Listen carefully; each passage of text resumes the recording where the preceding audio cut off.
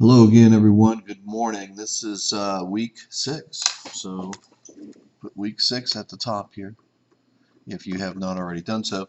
Make sure you have your name, date, and period on your bell work, okay? Because I still have a paper sitting up there and don't know the name of it unless somebody moved it. I don't know. I think it's still up there. Anyhow, this is a review question. Well, slope-intercept, a point slope is y minus y equals m times x minus x. Okay? And you got to get y by itself to find the slope. Now, some of you might not have done that. So the slope here is y equals positive 2x plus 4. So the slope is 2. And you want perpendicular, so you put 2 over 1, and then you flip it and change it. So the slope is negative 1/2. This is your x, this is your y. So what you're going to do at this point, I'm going to get some more paper here. Once you get to this point, you're going to have y minus your y is equal to your slope, and then x minus your x, just like that. And that is point slope. Now, of course, you can clean this up with a plus, okay? But we can go further. Let's get y by itself. So right now, I want you to distribute and get y by itself, and move that 8 as well. All right, I'm going to go ahead and do it. Let's see what happens here. So I get y plus 8 equals negative 1/2 x. This is a plus. I put a 1 under here. A negative times a positive, that's 1 negative, so that will be a negative. 1 times 2 is 2, and 2 times 1 is 2. And then I'm going to subtract 8 over here. This one's really pretty easy because there's no fraction, okay? This is a negative 1. So a negative 1 and a negative 8 is a negative 9. And that's your answer. And that's called slope-intercept form. The only one other than that is called standard form. Okay? In standard form, you got to get rid of all the fractions here. So you would multiply everything by 2. So you would get 2y.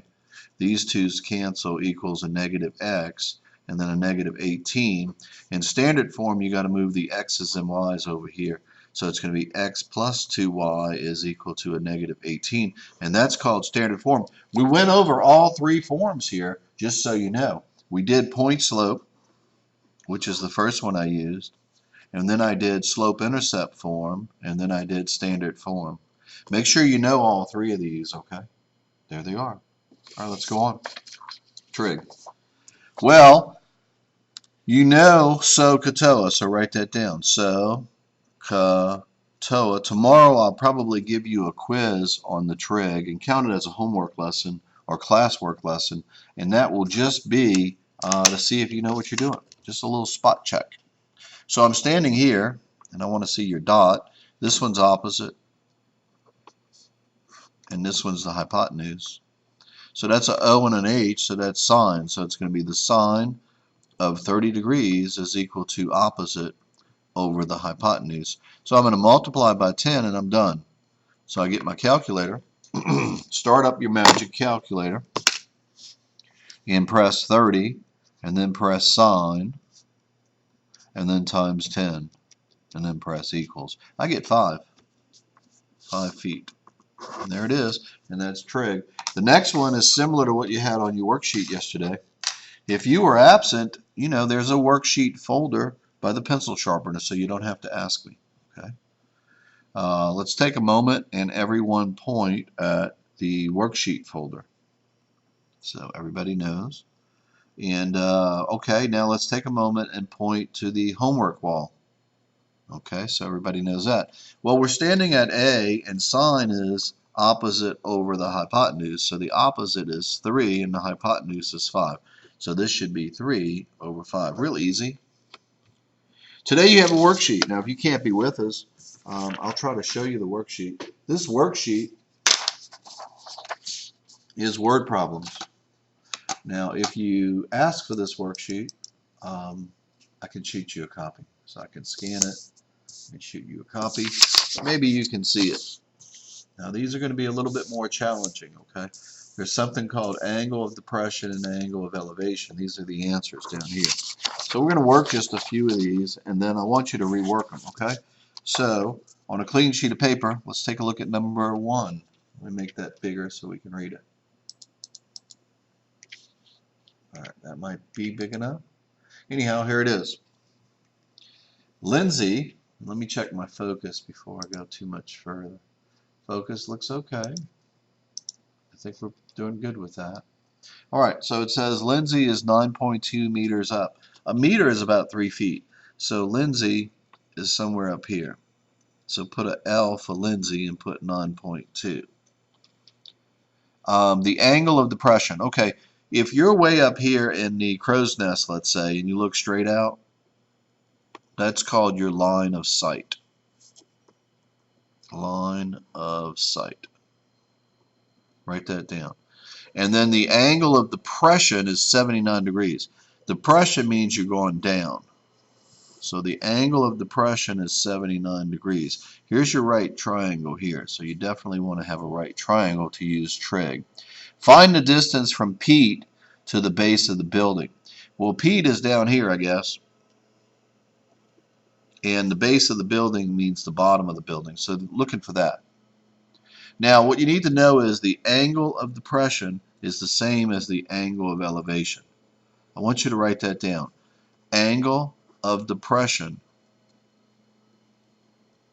is equal to angle of elevation. Real important you know that. Okay, put a star by that.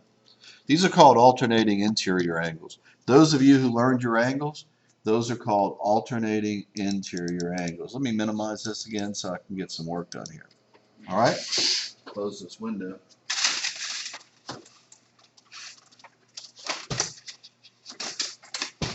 All right, let's move on. So now we just use trig. I would stand here at the 79-degree angle, and I would do opposite and adjacent. So this is opposite, this is adjacent, this is my hypotenuse.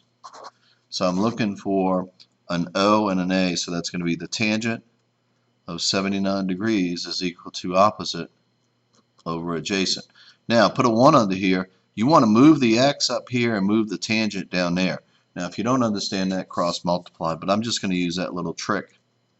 So it's going to be 9.2 divided by the tangent of 79 degrees, and that will give you your answer. So let's see what it is. So 9.2 divided by 79 tangent, press equals. I get 1.7.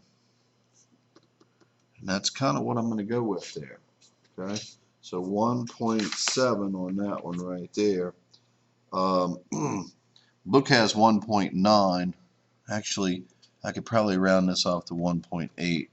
I'm not too sure that I'm getting 1.9. But we'll take another look at it, and that's pretty much it right there, okay? So there it is. All right, angle of depression is equal to angle of elevation. Let's try one more. An airplane is flying at a height of 2 miles above the ground. So the airplane is up here, so put AP for airplane, and it's 2 miles above the ground, okay? The angle of depression from the plane to the foot of the tree, so there's a tree down here, is 15 degrees. So you want to do your line of sight, and then you want to do an angle of depression, and you want to make that angle of depression 15 degrees. Okay, so the angle of elevation will be the same, 15 degrees. Okay, angle of depression, angle of elevation there. The distance from the plane to the person is 360 feet. Find the angle of depression. All right, now look here. The distance from the plane to the person is 360 feet. Well, the person is here, okay, and the plane is here.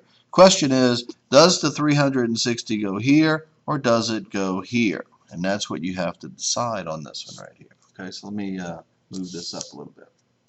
All right, so 360 from the plane to the person, I'm going to say is here, but we're going to work it and see, and if it's not, we'll switch it, okay? So for number 4, and it's a learning process, the answer should be 7.5 miles. Let's just see what happens. So if we put the dot here, this would be opposite. We have this one here, so we want that one, x. So let me think about this a second. We have the angle, we have that distance, so we technically could figure it out.